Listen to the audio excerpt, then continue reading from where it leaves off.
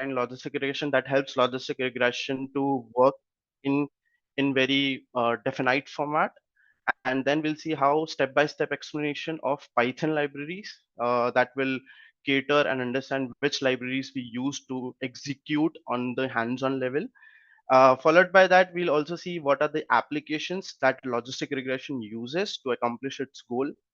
And at the last, the two things which we'll do is we'll see a hands-on driven practical session wherein we'll dive in to the coding part. And then at last, I have a beautiful quest for you, for everyone, which we will do. So here we roll in.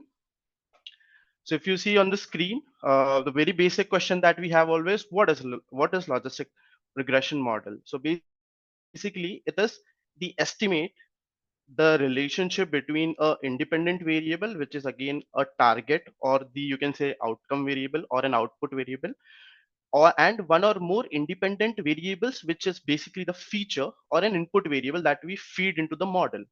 So if you see on the screen, I have independent variable, which is kind of tagged as categorical or binary, you can say, which is coined as 0 or 1. I can also quote it as death or survival rate, absence or presence. To get this output, we need to feed some input, which is again called as an independent variable, which can again be either categorical format or continuous format. So for an example, if I have data which defines my gender, geographical region, age, income, on that basis, I can predict going ahead as an output whether I would be present for the session or I would be absent. So basically, the prime purpose of logistic regression is to estimate the probability. And when I say probability, it simply means I toss a coin and there is probability of either two choices coming, heads or tails. So, or absence or presence. So that is given input belongs to a specific class. So if I drill more into it, machine learning, it's a machine learning method that is only used for classification tasks. Either we are present, absent, 0, 1. It's a predictive analytical technique that is purely based on probability idea. As I mentioned before, we toss a coin and there is probability of two ends coming, either heads or tails. The dependent variable in the logistic regression is always binary in nature, firstly, and on the multi-class part, if we have more than two classes, so there are two variations, binary and multi-class. The logistic regression uses a sophisticated cost function, which is called as sigmoidal function, or also you can call as a logistic function, which is basically as a S-shaped curve, which you can see on the screen. So if you see over here, the moment I'm increasing or decreasing my X value, when my X is 0, it's in between. The moment I start shifting my values ahead, the whole function starts increasing. The moment I put positive values, it start increasing on the positive side on the X and Y axis.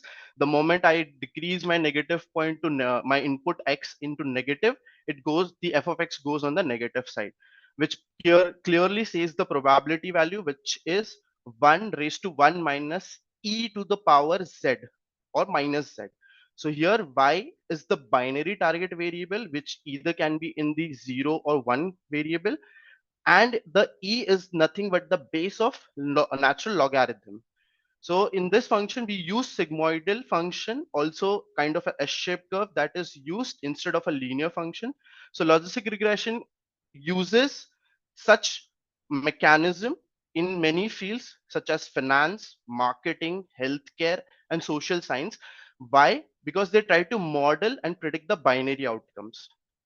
So once we go through this functionality, we'll take an example of one data point and we'll drill down with the formula and see how do we get the values.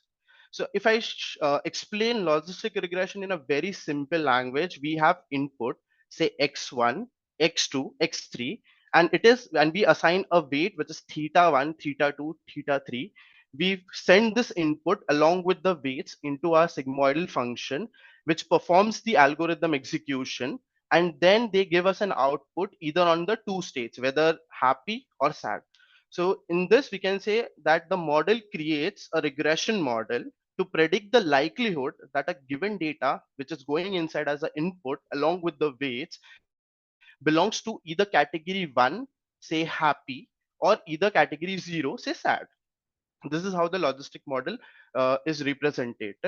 So next topic is how the logistic regression is different from linear, because everyone says that linear regression is the starting path of our ML journey. So there are little similar differences between the logistic regression as well as linear regression.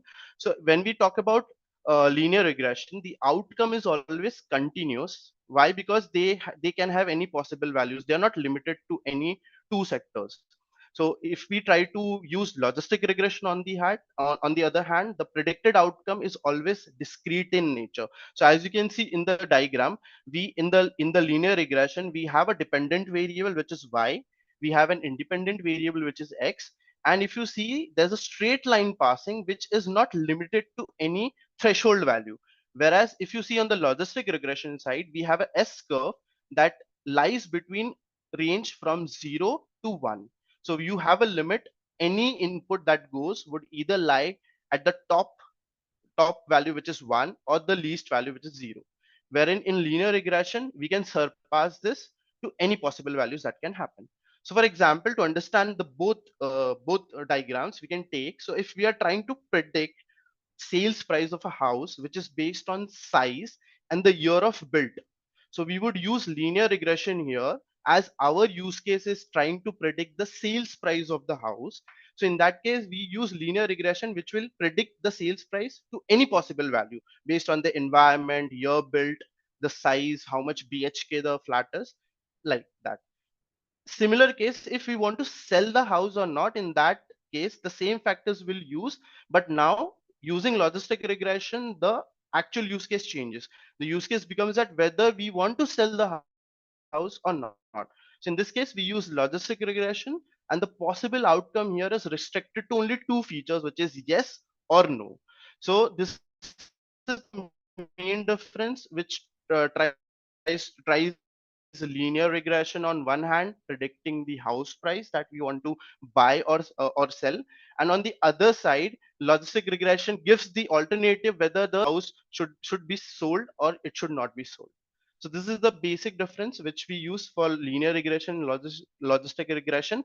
Any possible values that comes into continuous nature, we use linear regression. Any possible that has only two outcomes or more than two outcomes only, in that case we use logistic regression model. Now, where do we use logistic regression? So basically we use logistic regression on binary and multi-class classification problems. So when we talk about pure binary classification, the type of classification problem, the goal is to classify the data into two possible classes or category. So if these two possibles are often referred as a positive class, which in which we have a win-win situation, or a negative class wherein we are not winning the game. Whereas it is alternative on the multi-class classification, because here the typical use is either on one versus all or one versus rest strategy. So what happens in this is where we try to train multiple logistic regression models, and one of the each class over here are combined together with their predictions to make a multi-class decision. So as you can see in the diagram, we have a binary and a multi-class classification that is mentioned in the ML. So on binary, we just have two classes identified with a straight line, whereas when we go on a multi-class classification, we have more than two classes that are again classified into three different classes. So any which ways, if we have only two classes to identify, we go with a binary classification approach where we classify either one or zero, or on the multi-class, which is more than two classes alongside, known as multi-class classification. Yeah. So next step is we try to understand what are the types of logistic regression, and I define this into three sectors: binary logistic regression, multinomial, and ordinal. So we'll take one example of COVID-19, and we'll try to understand all the three different types of logistic regression. So basically, when we need to identify a problem statement where we want to just find whether a person is infected with COVID-19 or not, binary logistic comes into picture, because there are only two possible outcomes. If the use case changes and we have to originally predict whether someone is having just flu or an allergy, if they are just suffering from cold or it is actually COVID-19. So in that case, we use multinomial logistic regression.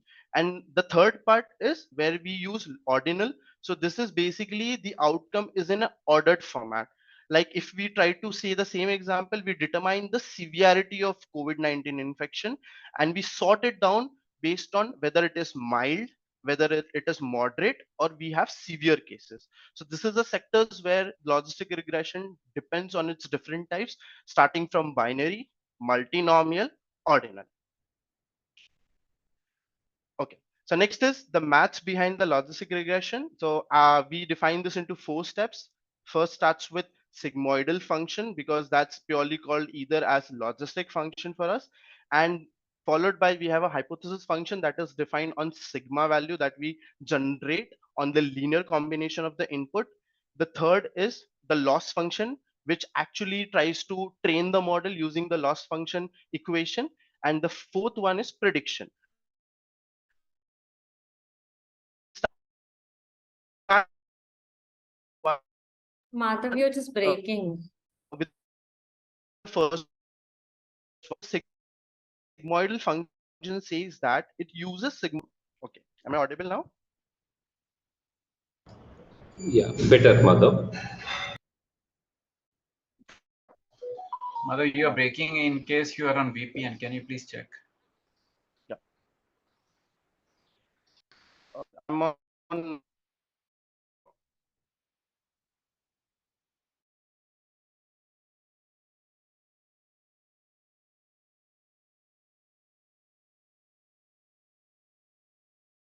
Uh, I think we may have lost Madhav. So, Praveen, do Please you let want to? Acha, if he's back. He's No, he back. will come. He'll yeah. be back. Yes. Am I audible now, everyone? Yes, yes, Okay. better. Sorry for the disturbance. Yeah. So we start with sigmoidal. So it's purely on logistic regression, which uses sigmoidal function as a sigma notation. We map any real valued numbers to a value between 0 and 1, which is defined by the function as sigma z, the function if that goes as an output, 1 divided by 1 plus e raised to minus z Madhav, that we saw. do you want to share your screen? Yeah. Because when you got disconnected, your screen also got disconnected. Oh, I'm sorry. Yeah,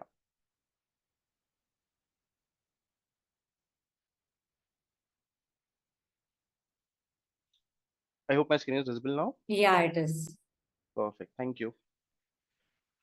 Yeah, so the first part wherein we use sigmoidal function, so it's defined by sigma z, which is 1 divided by 1 plus e raised to minus z, where z is nothing but the linear combination which takes our input feature and their corresponding weights. And at the last, we have the bias term, which is defined as w1 as weights, w1 weight 1 into input as x1 plus w2 x2 and so on, plus the last term, which is the bias term denoted by B. Here W represents the weight and of each feature that we put inside, and X is the input feature along with B, which is mentioned as bias.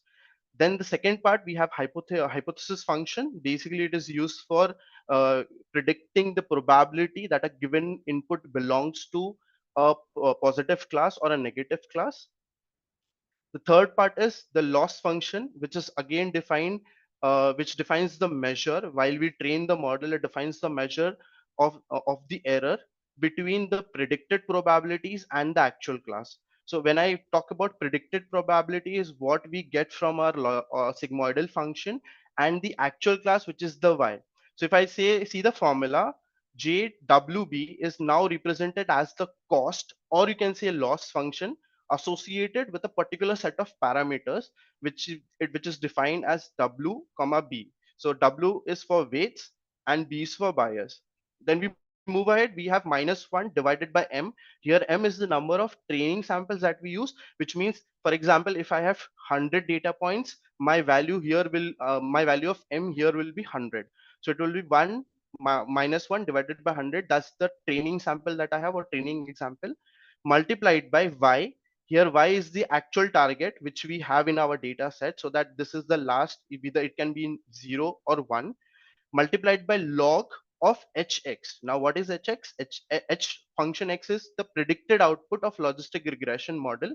So the earlier which we have seen, we are getting hx from here, the hx that is coming here from the logistic regression model, and then we do summation with 1 minus y, which is again the actual target, multiplied by log 1 minus h of x, which is the predicted output.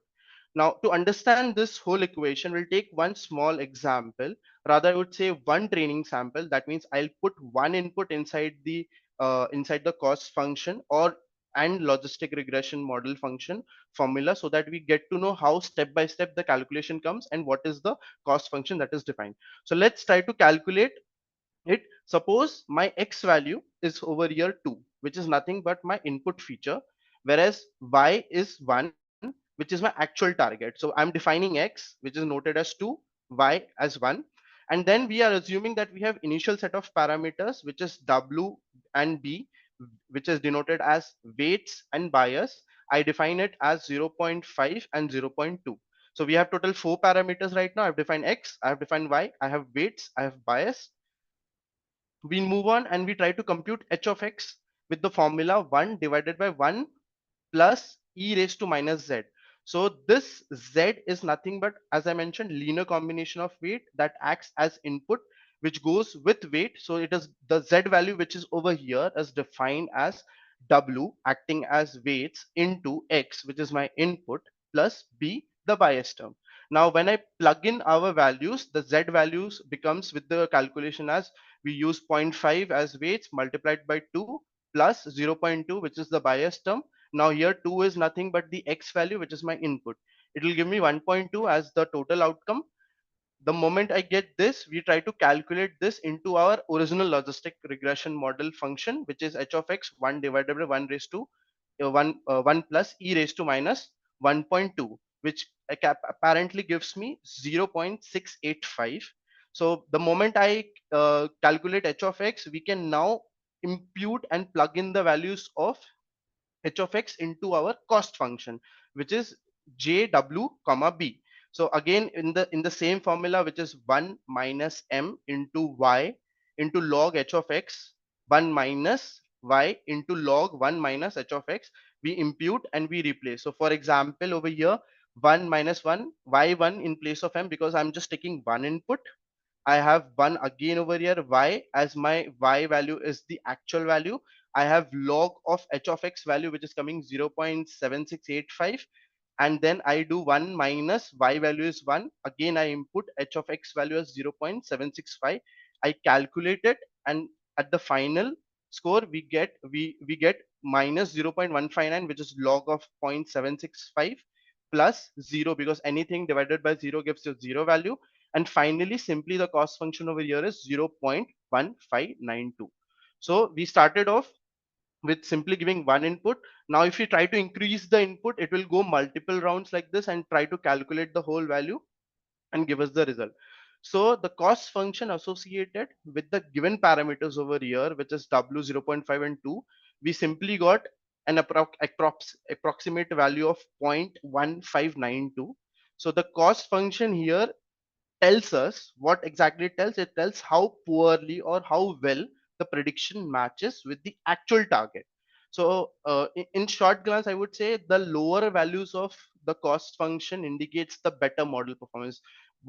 Whatever value we get, if the value is lower, the model is performing really great. And based on that preference, we take that as a prediction in the prediction going ahead. So once the model is trained, we can use it to make predictions by applying a sigmoidal function, and that we put for classifying on a threshold value, which is zero point 0.5. So for an instance, we have zero point 0.5, we predict it to, if anything is greater than or equal to zero point 0.5, which goes on the upper hand, we try to predict that as class 1. Anything which is less than zero point 0.5 will be predicted as class 0. So this is the way in 4 steps we try to accomplish the steps. I will repeat this again. We first take the sigmoidal function, also known as logistic function. We calculate the z value in it, which is just the linear combination of input feature and corresponding weights along with its bias. Once we get that, we try to impute this into our loss function, which is again having training samples, actual value, and the predicted value. And then, as we saw in the example, by taking only one sample, we got the final output as 0.1592. And once we get this value, we then use it for our final prediction in the last step. So this is how the maths evolves when we try to calculate logistic regression in a very in a very pure fashion.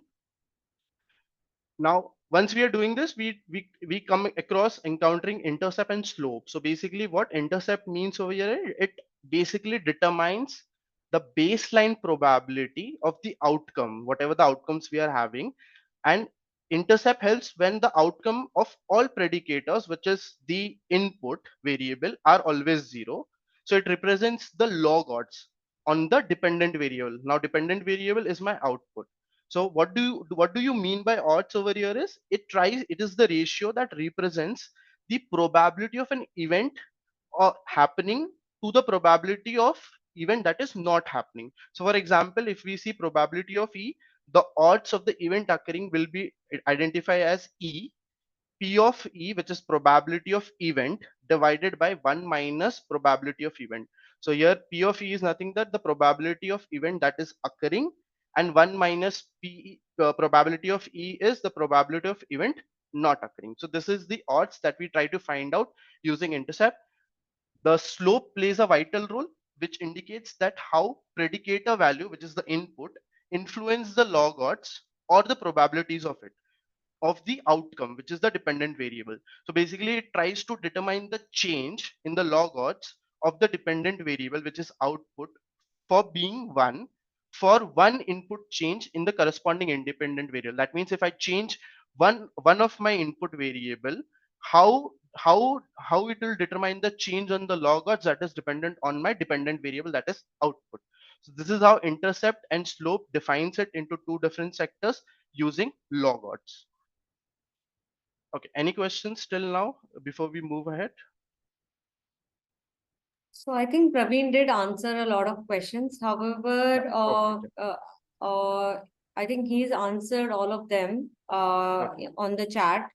So there were questions on if there are possibility of three coordinate axes, and what does the mean by a loss function, and how do you decide threshold of a sigmoid function, and what is the bias? Yeah, so bias is the error term that we use. We try to put some penalty on the input features. Slope, sorry, loss function is used when we try to train the model. If you want to optimize it, we can again use gradient descent to optimize. So it's helpful when we try to train the model.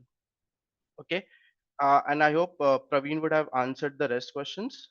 Yeah, he Shall has. I move ahead? Before this slide, I had a question, Madhav. You said Yeah. the probable odds is equal to probability of happening of an event minus one, by 1 minus PE. So isn't odds E is equal to, so probability of happening of an event and 1 minus probability of happening of event will be, Not probability of event not occurring, it is the yeah. second part is not occurring.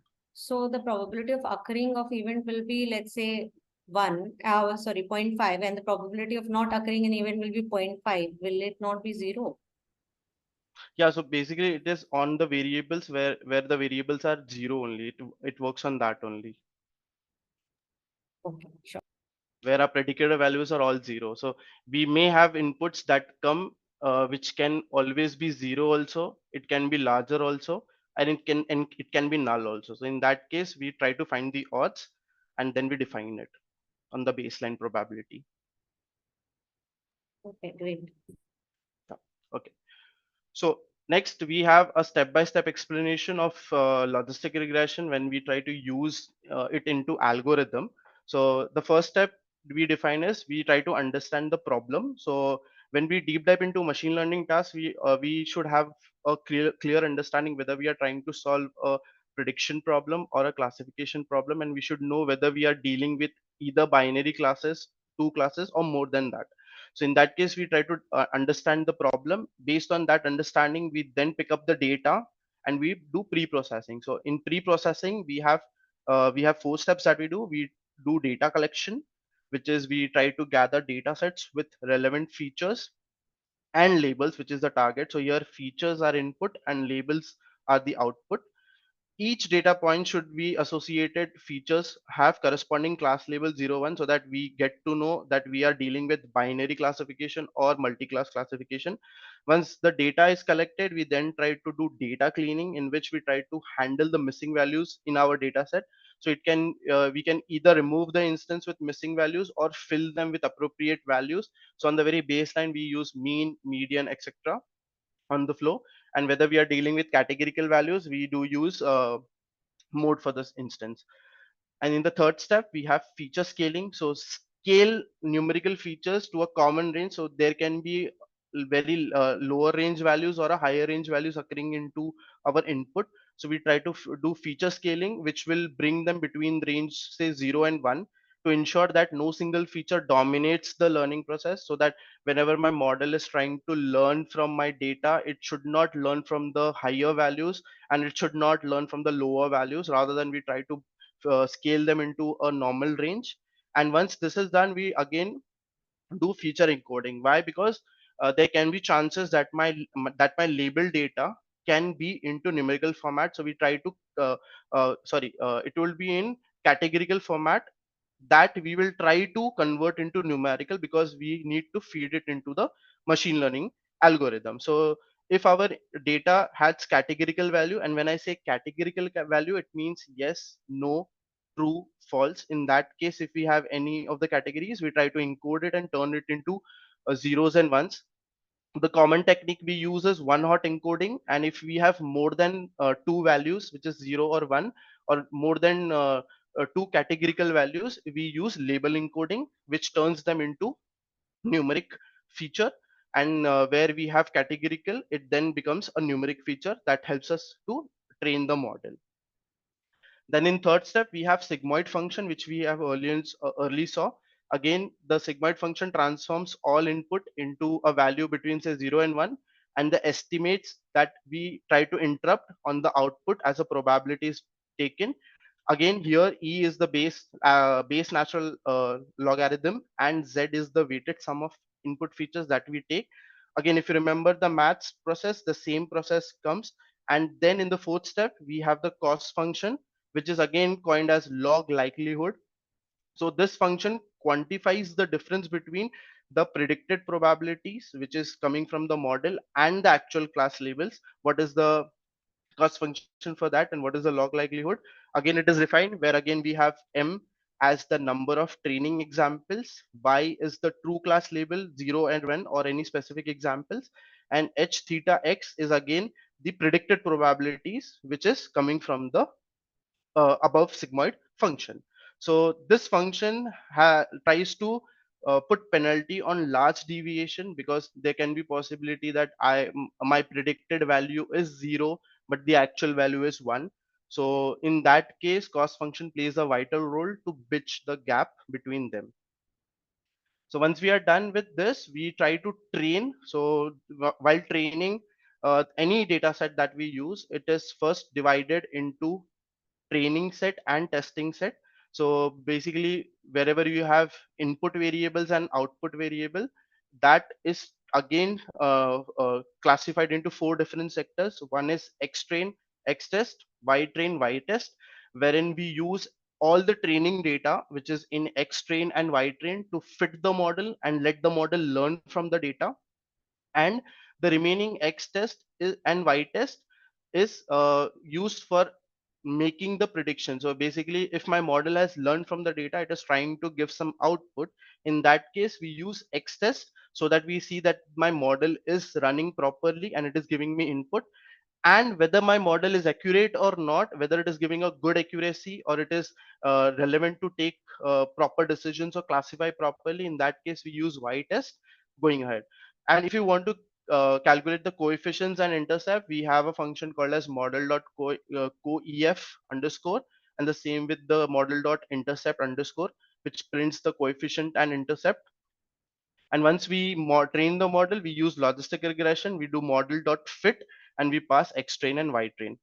And the splitting over here, so basically there are accordingly we try to split the ratio, wherein we define the test size as 0.2. Now what test size 0.2 defines is 20% of my data will be used for test and 80% of my data will go for training the model. You can also use some other ratios based on the data that you possess. It can be divided into 75-25, where 25% of the data goes to testing, 75% goes to training, or you can use 70-30 ratios. So such ratios can be used. It depends on the data size that you have or the sample of training data or testing data that you possess in your data set. Once that is done, we try to make predictions. So the given input feature uses a trained weights and the hypothesis function to calculate all the predicted probabilities. So the model that we train, this model comes in over here, and we predict on that model by passing the X test. So four things we have. We have X train, X test, Y train, Y test. We use X train and Y train to train my model. We use with two of the sequence have gone. Remaining is the test, which is X test and Y test. We use X test to predict the model, whether my model is giving any answers or not. To check that, we use X test, and once that is done, we use Y test to evaluate my model. So whenever we try to evaluate the performance, the matrix given is accuracy, which gives the proportion of correctly classified instance or correctly classified classes of data points that we use. Second is precision. So this is the ratio of true positive predictions to the total predicted positives that we have got. We have recall, which is again the true positive prediction to the total active positives. F1 score, which is the balance of precision and recall. It gives the harmonic mean ratio of both precision and recall. And then at last we use another model evaluation, that is AUC ROC, the area under the receiving operating characteristic curve, which measures the model's ability to distinguish the classes. Now let's dive in AUC and ROC. So AUC ROC stands for, AUC is area under the curve and ROC is receiver operating characteristics curve. So when we have receiver operating characteristic curves, it plots the true positive rate versus the false positive rate on x-axis and y-axis, and then it tries to take this input on different classification threshold values. So if you see in the diagram, we have one which is a random classifier on 0.5, which is just a random classifier, not performing that great.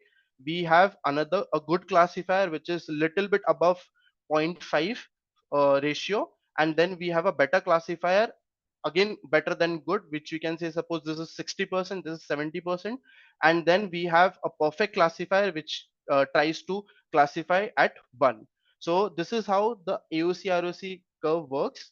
The threshold are different, like these thresholds are different based on the probability cutoff that separates the two classes, either on the binary classification sides. So it basically uses probability to tell how well a model separates the both classes. So it can be either your model, if it is going on 0.5, it's just a random classifier, not learning that much from the input that you have given. A good classifier is still learning a little bit good than the random classifier, and then you have a best classifier which is performing really great, trying to classify what is on the odd side and what is on the even side. And a perfect classifier is which gives a good accuracy to go ahead. So this is how AOC and ROC curve we use. Basically we start with accuracy, and if you're not that much satisfied or confident on accuracy, we then stroke out on AOC ROC score to find whether the classifier is getting good classification, working great on any classification thresholds. So in this, they use true positive, as you can see, on the y-axis, and false positive on the x-axis, denoted in zeros and ones. This is why we use AOC ROC curve. Again, we'll do a recap on the mentioned evaluation parameters. So true positives and true negatives, false positive and false negative comes from a concept called confusion matrix, which is again plotted on 2 by 2 matrix, which is on the actual values and predicted values. Actual values, which is present in our data set. Predicted values is what we get from the model. So true positive is TP, which is nothing but predicted true and true in reality. True negatives is TN, which is predicted false in the real case, predicted false from the learning and false, and it is actually false into the reality. False positive is predicted true and it is false in the reality, whereas we have false negative, which is predicted false, but it is true in reality. So we use confusion matrix to define the terms in which we use true positives and false positive for our AUC ROC curve. Then we have accuracy, which is defined as true positives plus true negatives, which are all the right terms divided by the total number of samples that we have. We have precision, that gives the precise value, which takes only true positives divided by the predicted possible samples, that gives us precision. Then we have recall and sensitivity. So basically recall and sensitivity goes hand in hand. So we have true positive, it's a true positive rate which is classified by true positives divided by the actual yes that is there. So if we see predicted yes is coming from the model prediction, actual yes is from the data that we possess. And then we have F1 score, that is again a harmonic mean, which is twice the precision into recall divided by precision summation of recall. So this is where we try to calculate all the evaluation metrics, which helps us to define how my model is performing or how do we evaluate the models on such parameters. So these are the evaluation parameters. Then moving ahead, we have applications. So logistic regression is used in the different domains. Amongst that, one is medical diagnosis. So logistic regression can be used in medical applications, whether to predict the likelihood that a patient is having a particular disease based on the various inputs, such as say gender, age, symptoms that it is showing. So for example, it can help predict whether a patient is at a risk of developing diabetes, or whether a tumor is malignant or benign. So in that case, we'll see a few inputs coming in, and based on those inputs, my model tries to understand whether the person is possessing a diabetes or not, or whether the tumor is malignant or benign. Then in other sectors, we have customer churn prediction. So basically businesses use logistic regression for predicting or say classifying whether a person is likely to churn, which means either it will stop using their services or not, based on the historical data of the customer behavior. So they have the historical data of what are the subscriptions that they have taken, and the behavior of the customer, that how oftenly they try to recharge or they try to take the renew the services. So this helps customer retention strategies. So they try to see who are the loyal customers, who are at high value and high risk about to churn, who are at low risk and high value. So these type of customers can be segregated, or you can say clustered, so that we get to know which customer is actually trying to churn from our services. And at last, we have quality control. So basically, when we use things in manufacturing, logistic regression can be applied to control the quality processes, which means it can predict whether a product meets some certain standards based on various measurements and characteristics of the product. So you use all the checkpoints, so that if there are say 10 checkpoints, all the checkpoints are meeting on the product based on its standards and categories characteristics. We then nurture it ahead and say that the quality is best of the product. Or if they are not meeting all the inputs on the measurement and characteristics, we say that the product is, for default, it is not working, has a fault in it. So these are the applications around the codes. There are certain other applications that we use. Mother, your voice is again cracking, I guess. Is there Okay. something changed? um, I hope, is it audible now?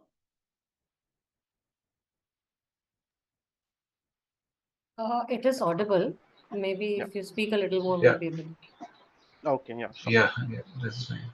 So we'll take our hands-on session wherein we have a use case. I'll put the link for your reference also, so that anybody who is enthusiastic can also pick up simultaneously along with me. And go to the chat section. This Q&A, you can put it in chat. Yeah, this is chat. Yeah. Yeah. Okay. So it's going to only everyone. Yeah. So I have pasted the link. Please use it alongside me. So once you click, you'll get a link wherein you will get a IPython notebook of project based cancer classification using logistic regression, a predictive system. So if you open that, you need to log into Google Colab. This over here, you have to sign in with your Gmail account, and based on that, you have to upload this IPython notebook, or you can code along with me. So basically, we are trying to do breast cancer classification, which is defining the different types of tumor. So over here, we have benign tumor, which is non-cancerous, it's capsule, non-invasive, it's slow growing, and do not have the, like, it predicts that the cells used over here are normal, and it spreads all the parts of the body. So if you see, this looks like this. And on the other hand, we have a malignant tumor, which is again a cancerous tumor. It's non-capsulated, it's fast growing, and opposite to the benign, and the cells have large dark new cells that may be of abnormal shape. So it looks like this.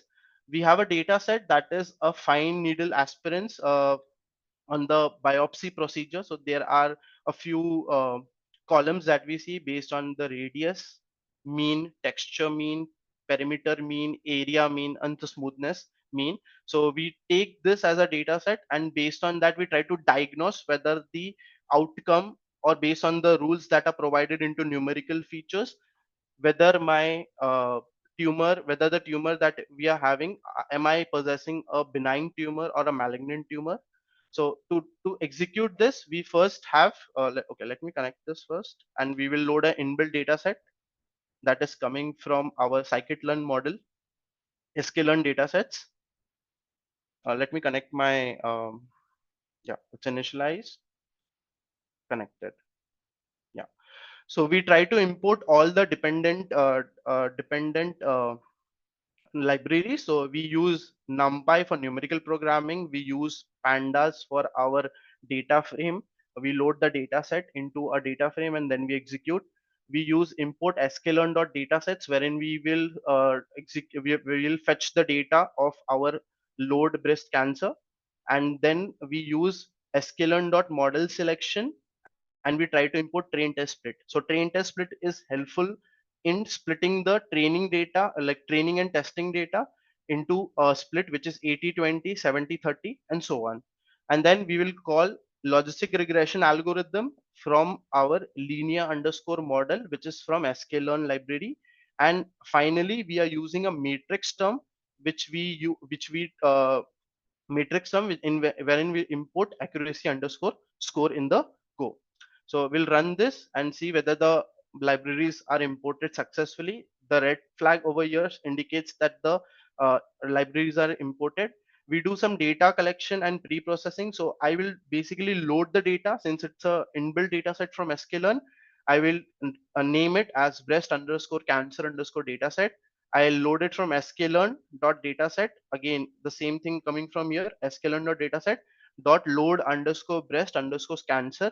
The moment I run this, it has multiple aspects of, for example, if I learn, I just paste this, it will hold data features. So if you can see, this is the data frame, target name, description, everything. But I don't want to run all of them. I want just specific things, which is what is my target variable, what is my data. So basically, breast cancer dot dataset data will show me all the data that is in an array format.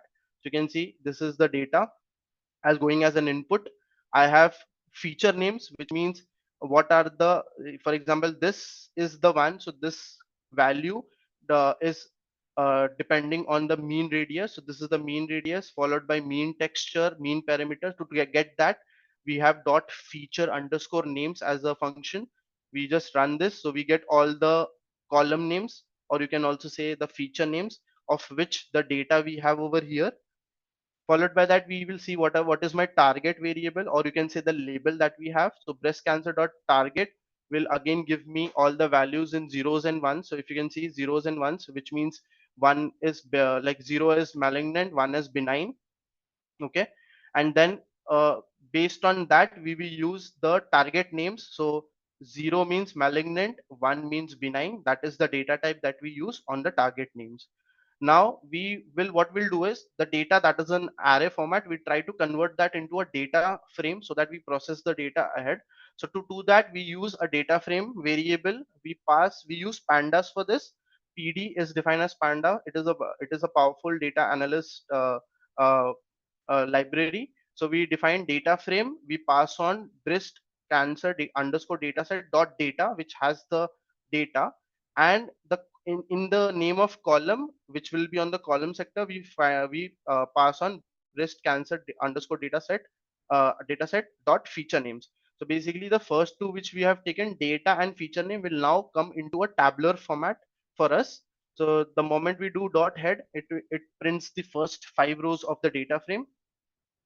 So over here we can see we have all the columns that are printed over here. Now you can see we don't have the label being added to it. So we try to add the label one, which is the 0 and 1, the target. So to assign that, what we do is we need to add the target as a label column. So in that we just try to append one more column, which is data frame label. We assign it as breast underscore cancer underscore dataset dot target. And once we run this, the uh, the data set now has one more column appended at the last, which is label over here. So you can see over here label is appended as 001. Okay, tail is used to print the last 5 rows. uh, a head is used to print the first 5 rows, and if you want to change anything, we can put 10. It will print me the first 10 rows, like that, starting from 0 to 9. Then let's try to check how many rows and columns do I have in my data set. So that is done by dot shape. It will define the rows, which is 569, and the columns, which is 31 in total. And then if you want to get some information about your data set, that does it possess any null values, or what are the data types that are used, we have a function called as dot info we use with the data frame. So once we get all the columns. So these are the columns. You can see total 31, starting from 0 index to 30th index, and all the columns are having 569 not null values, not null count over here, and the data type is float 64. In each case, only the last one is in 64, which is the integer value. Now just to cross check, if you want to see if you have any missing values in any of the column, we have data underscore frame is null as a function dot sum. After running this, it will try to give you cumulative value if you possess any missing values in any of the column, any of the 31 columns. So here we are lucky enough, we don't have any missing values. But if we have, what the strategy that we use is, we either use mean median based on the sampling that we have, how it is distributed. When it is numerical value, if we have categorical value, we can also use mode as the strategy to fill the gaps. Now if you want to see a statistical measure about the data, we have data frame dot describe. Now data frame dot describe only prints the numerical values. So in case if you have any column that is categorical in nature, dot describe won't catch it, and it will only print all the numerical data that we have. So it gives you the total count, it gives you mean of every individual column that is having, followed by standard deviation, minimum value, 25th percent quartile, 50%, 75 upper quartile, and also the maximum value for individual columns. So this is also a very good function which helps us to identify what all columns do we have, what is the exact number for our statistical measure analysis. Now let's try to check what is the distribution of our target variable. So just to know that how many count we have for one and how many count we have for zeros. So for that we will pass on the data frame followed by the column name label, and we will use values underscore counts. So it will pick up all the values of one and zeros and maintain a count of it. So if we run this, we get to know that the the data points that are tagged to one are in the number 357, and the data that is tagged to 0 are 211 212. Okay, which means 1 is indicating over here benign, 0 is malignant, or vice versa, separating the features. So now the time we try to segregate, so we have X that goes as an input, Y that we try to train the data on the labels. So what we'll do is we try to pass on our data frame, and we will, while passing, we will drop one column which is label on axis 1. So axis 1 indicates that you have to drop the column on column level. If I do it on 0, it will drop on row level. So what I'll do is in X I will pass all the columns, but I will drop the label column at the last, and that label column will be passed in Y as data frame with the label column name, that is label. So once I run this, my in X we'll select all the columns, but the label column won't be there, and in Y we will have only label column as the data. So if I print X, you can see all the columns that are there, but we won't be having label, followed by on the Y, yeah, just a second, yeah, Y will only have zeros and ones that are coming into picture. Yeah. So we try to split the data over here. So again, splitting is done by using train underscore test underscore split, wherein I try to pass my X input and Y two cases, and the test size here I'm defining is 0.2, which is 20% will go to my testing data and 80% will go to my training data. And this split will be in four different elements or variables, which is X train, X test, Y train, Y test. So once I run this, it will split. Then I'll print the shape and size, so just to know that it has equally distributed. So I will first print the shape of X, followed by how many samples do I have got in X train, that will get by X train dot shape, and in X test by X test dot shape. So when we run, so total we had 569 in 30 columns, that is in the X. I have 455 as 80% data going in X train, and 114 as 20% in X test along the 30 columns. Wherein in the Y, we have Y dot shape, which is again just the single label column, which has total value of 569, is divided into 455 on Y train and 114 on Y test. So you get the value. Now we will train the logistic model, since we are ready with our X train, X test, Y train, and Y test. So as we have seen in the presentation, we have model. We'll try to initialize the logistic regression algorithm over here using sklearn. We try to train it. So we do model, which is coming from here, dot fit, and I'll pass two components over here, X train and Y train, which is I'm using all the training data to basically execute the whole model, and let my model learn from my training data. The model I just fit it. It has given me a confirmation that the logistic regression has successfully run. Now when my model is like fitted, it has learned, and I try to evaluate it. So basically I'll try to first evaluate it on training data. So for that, I'll just do X train underscore prediction, a new variable. In that I will pass the model which is trained over here. The model will come dot predict on X train. That means I want to just check that from the data that it is training, I'm passing the same data just to check what accuracy I'm getting. And based on that, if I pass the last X test, what would be the prediction that I'll get? So on training data, I will pass, and on to get the training data accuracy, I will then pass Y train and X prediction.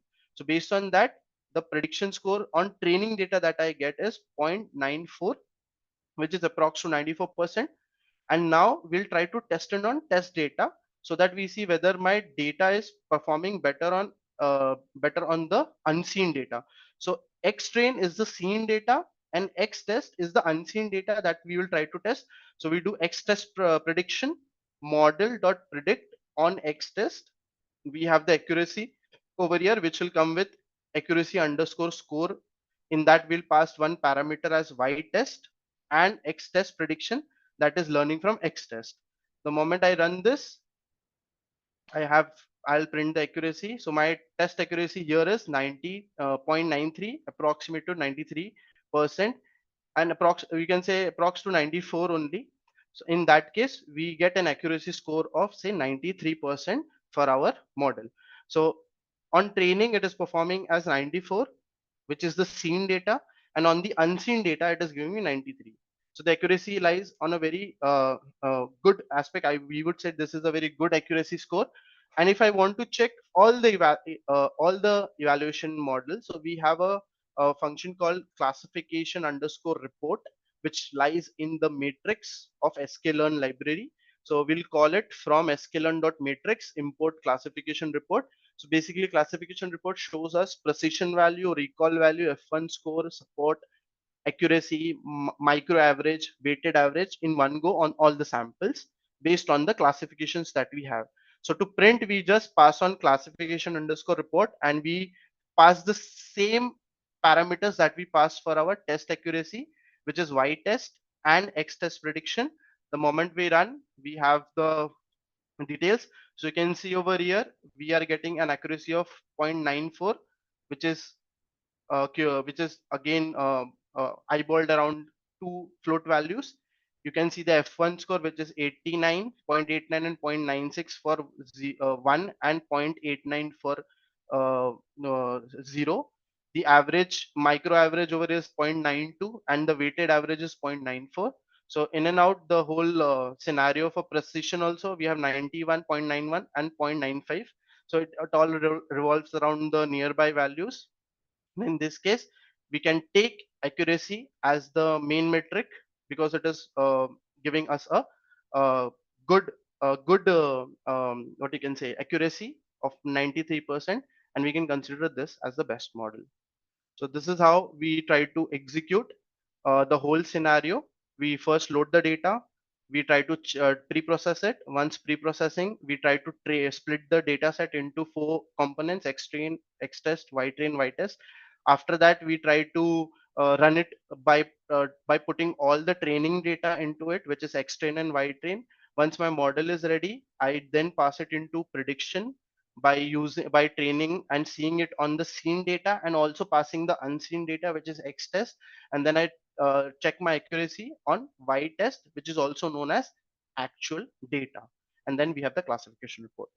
So this is the whole scenario in which we try to execute our model, and the model gives you the evaluation score. So that's the uh, hands-on execution part of logistic regression. um, with the time constraint, we also I have a small quiz for each and everyone participant over here. So I'll share the link that is with me uh, on the chat section so that you guys can take time to complete.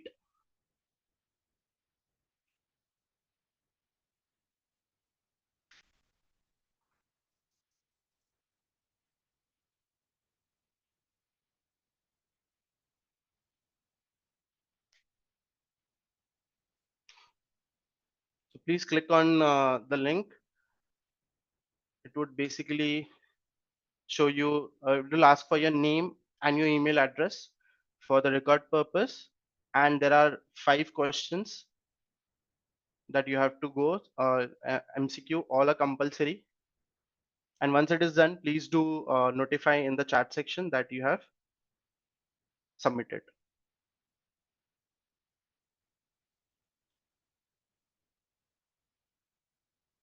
Hi everyone. So I see a lot of questions regarding recording. So this is right from the beginning.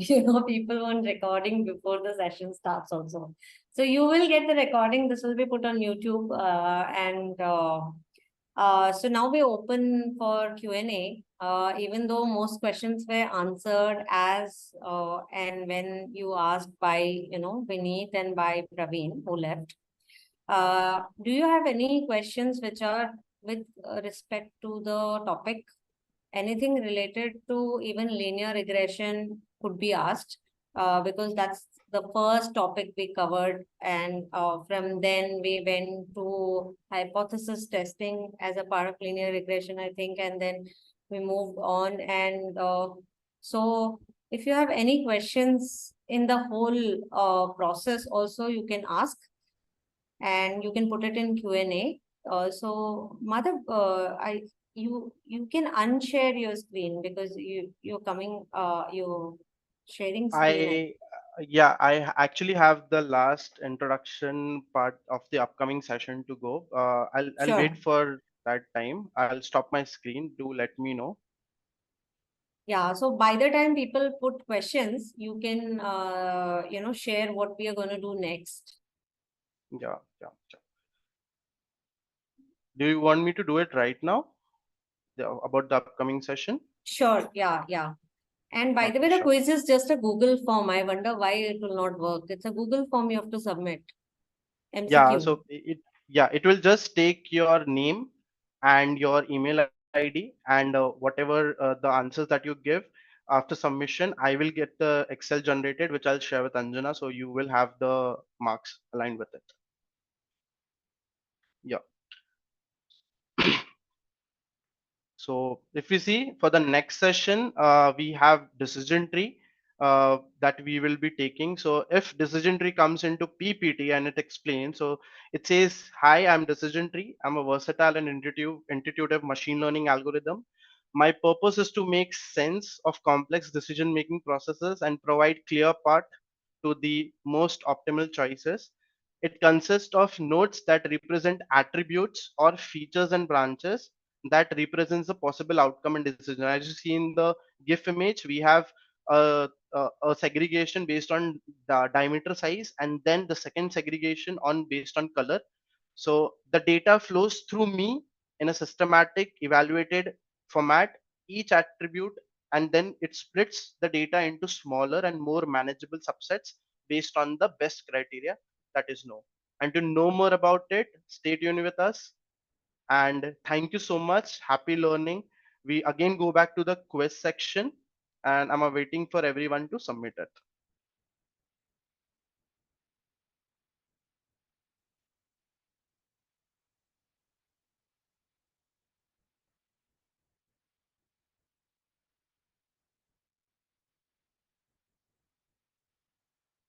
So there is one question. I have doubts in difference between accuracy, precision, and recall.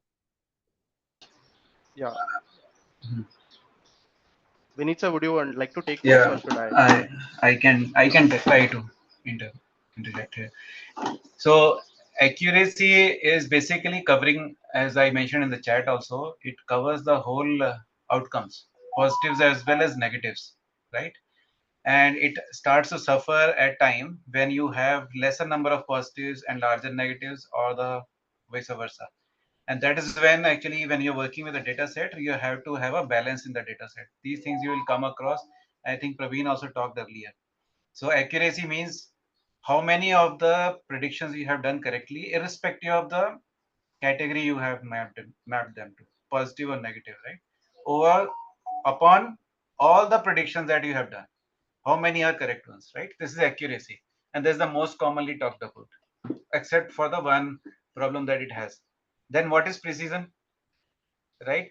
Precision is when you have predicted, let's say out of 100 samples, 10 samples you have predicted correctly, right? Oh, sorry, 10 samples you have predicted as positive. How many of them have been correct? How many of the predicted ones which are positive are correct, right? So how many you have predicted as, let's say, cancerous people, and actually out of them, how many have been really cancerous, have been suffering from cancer? Then there is a recall. Out of all the actual sample that you have got, which are actually suffering from cancer, how many you have been able to pick up? These two things differ slightly, but and it gets confusing also many times. So let's say out of 100 people, 5 were suffering for cancer, but I could pick up only 3 out of all the 100 samples, right? So my accuracy would, my recall or sensitive, I think sensitivity I may be incorrect, but let me just stick with the recall. 3 upon 5 is is my recall value, right? And precision is, um, I predicted, let's say 3, and out of 3, all of the 3 are correctly classified as cancer, then it is 100% accurate. Oh, sorry, 100% precision, right?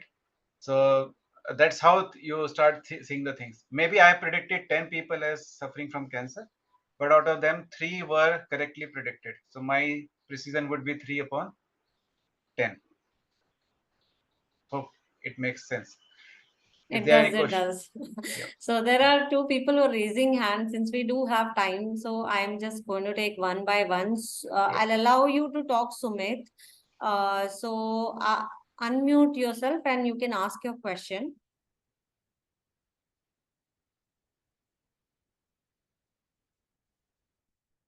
Do you have any questions, Sumit?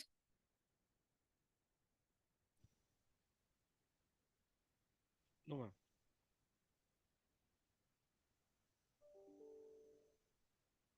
Are you speaking? Because I can't hear you.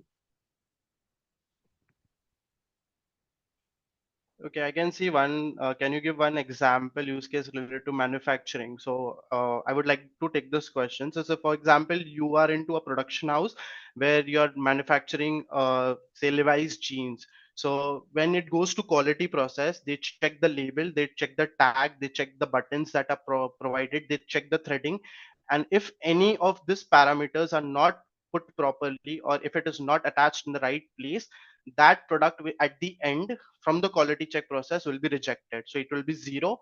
And if it is having all the perfect threading, proper button, every the brand of the label is properly attached, the trademark is proper, in that case it will be accepted, which is one. So this is where we use it for manufacturing. Sure. We have another person called Ajay. Ajay, do you want to ask question? I'm just allowing you to talk. You can unmute yourself and ask your question. If you do have a question. And if you don't have a question, then you can lower your hand.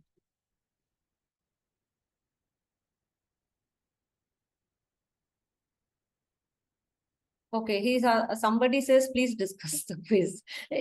How many people have submitted the quiz? First, I would like to know that.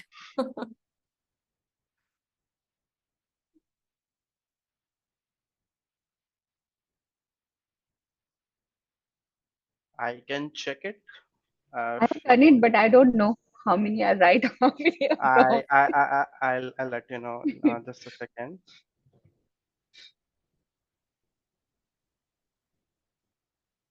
If if it Madhav, if it is more than 50%, only then you tell my marks, or else don't say. No, he's going to just discuss the question answers. So Yeah. yeah, so basically we have 40 submissions till now, and we have 10 students who have answered all the 5 correctly. Wow, very Oh, nice. We okay. Nice. have 13 who have scored 6 marks. We have uh, yeah, 11 who have scored 8.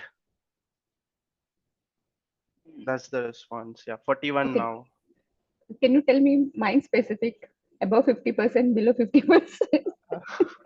I'll share the Excel sheet with you ठीक है, done, on the done. mail, which will have the name. ठीक. Yeah.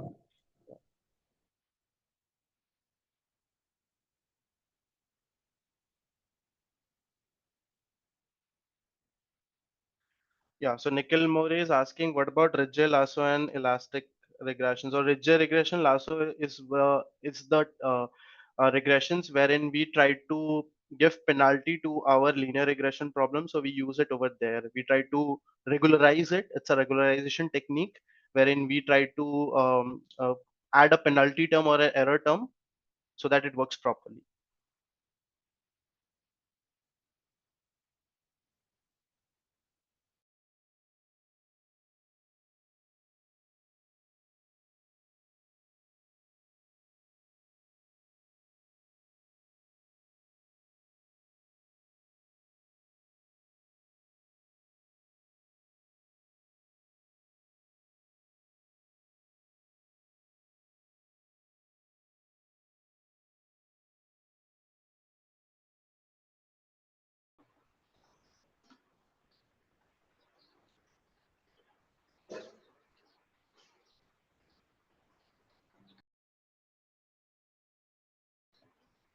So I have left a note. There have been three things which have to come really strong on your mind, whoever are actually tracking this series. One is the matrix. We are revisiting it in every session. That is accuracy, precision, and then again we also have questions. And I understand it takes time unless until we get to practice. Even if you're asked, if I would have to tell about few other terms in the So you're on mute. Vineet sir, you're on mute.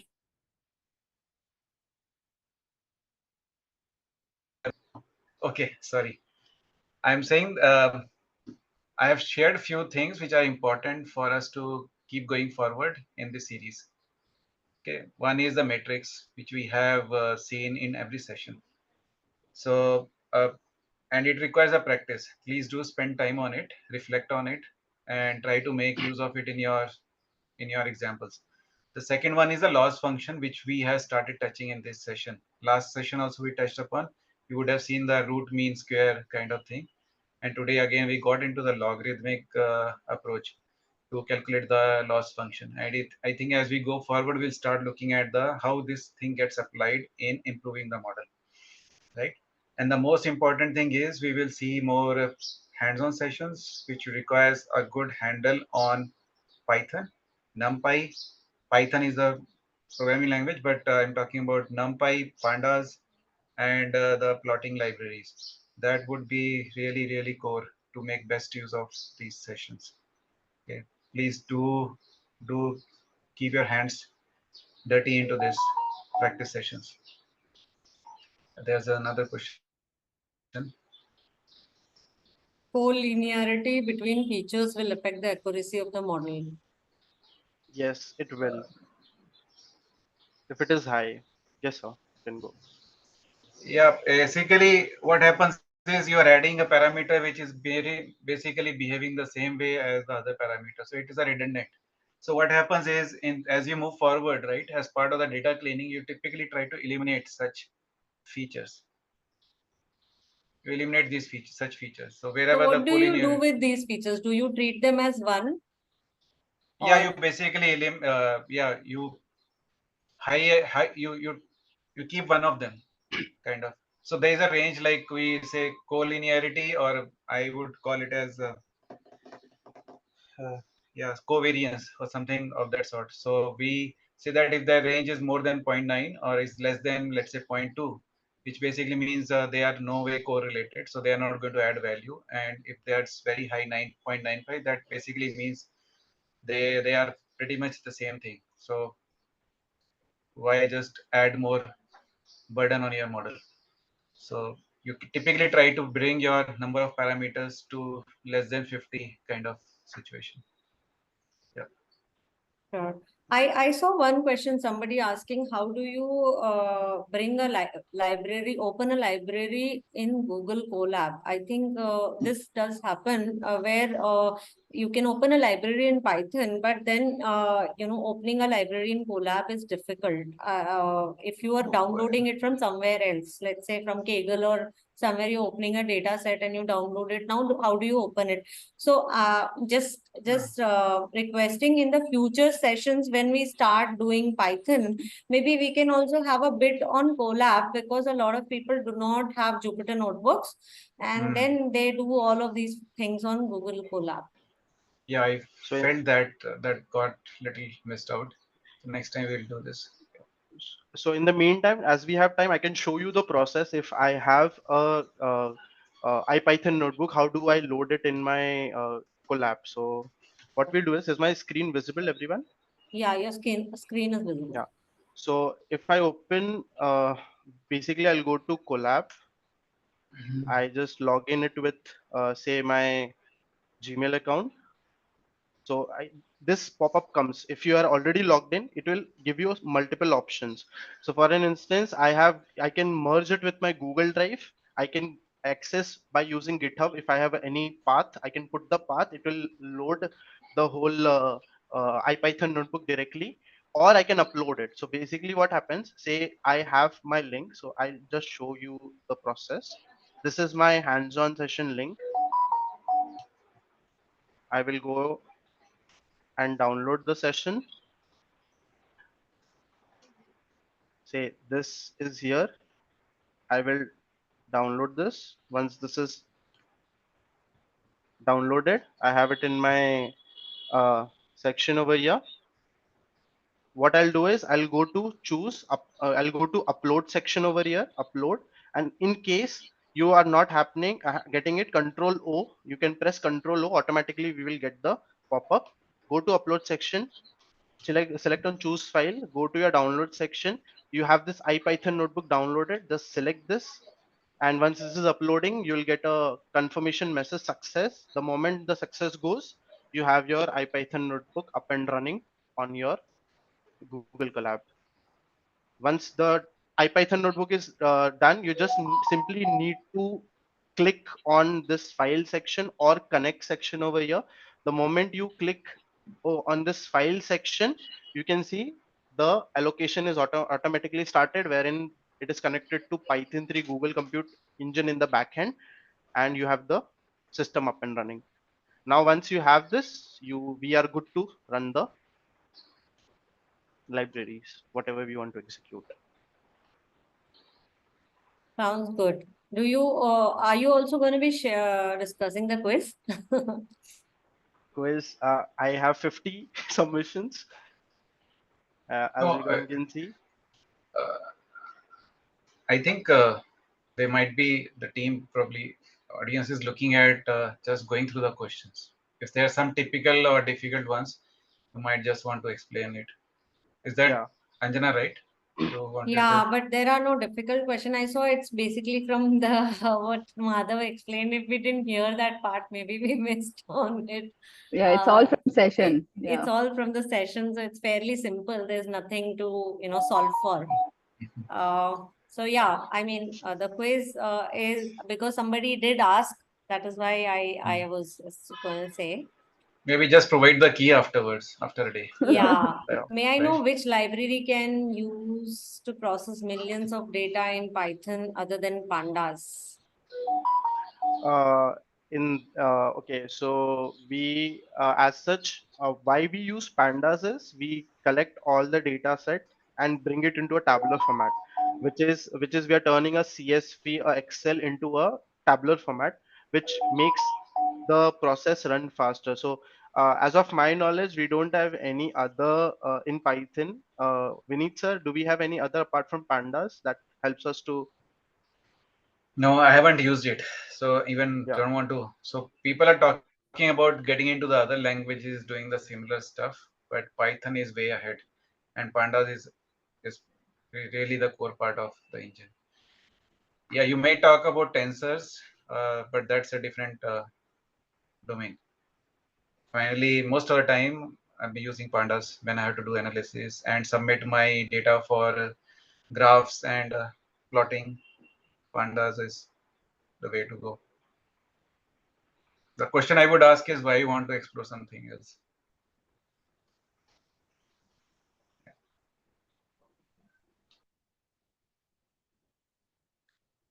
This is for public library. If you have your own data, then you do with that.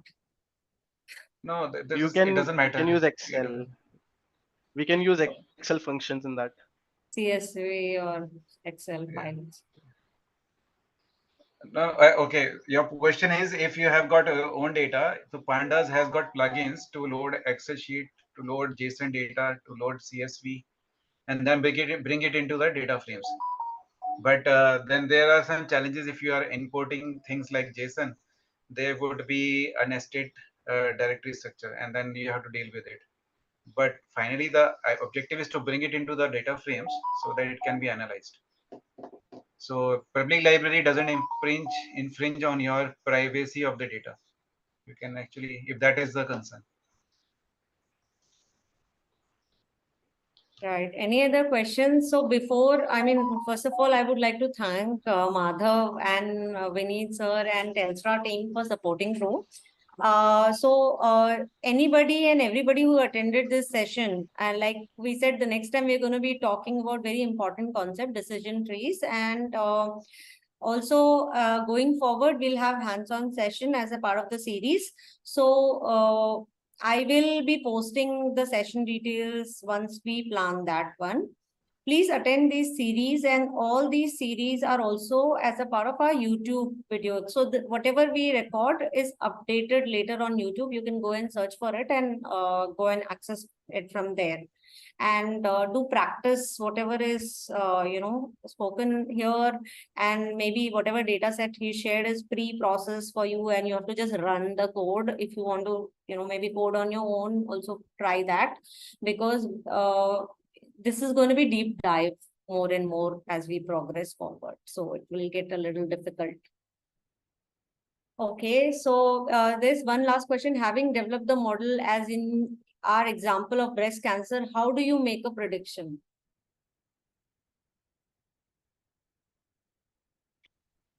Sorry, can you come again on the question?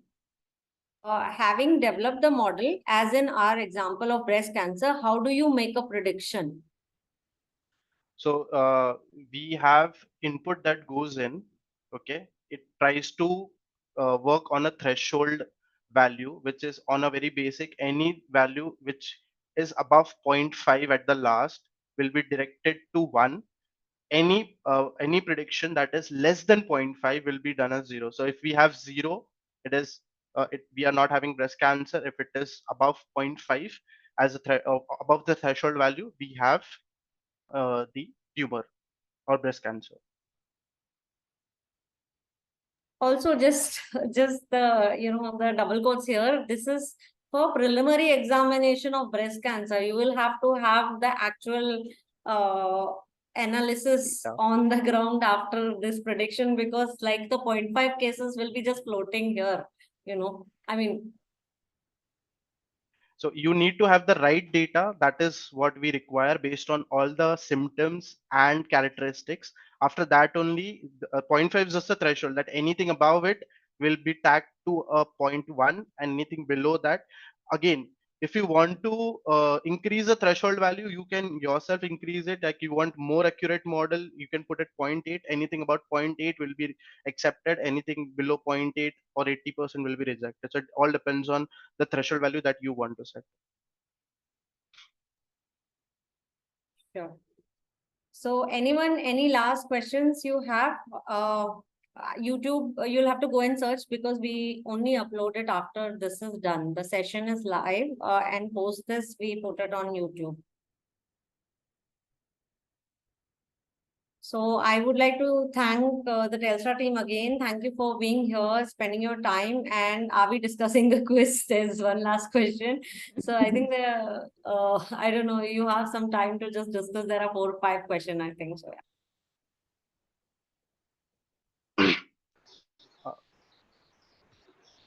So, Anjana, you said you want to bring some question up. I didn't understand. No, so it's on the quiz questions. It's the same quiz questions people want to discuss. We just said now this is a simple quiz, and the key will be shared.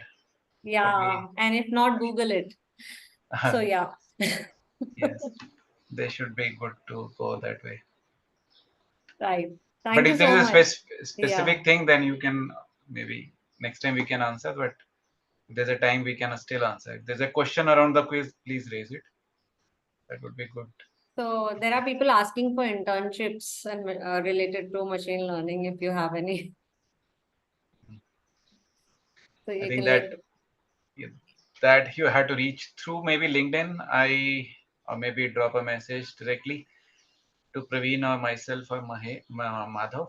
So that opens up a little door for some of you who are really inclined to do some work in machine learning and AI, because Vineet and his whole team does that work.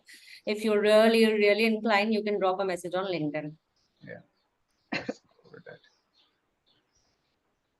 Thank you so much. Thank you, Vineet sir. Thank you, Madhav. Thank Thank you, you. Vineet. Thank you, Thank you. everyone. If Aishwarya is here, thank you, Aishwarya. Thank you. Bye.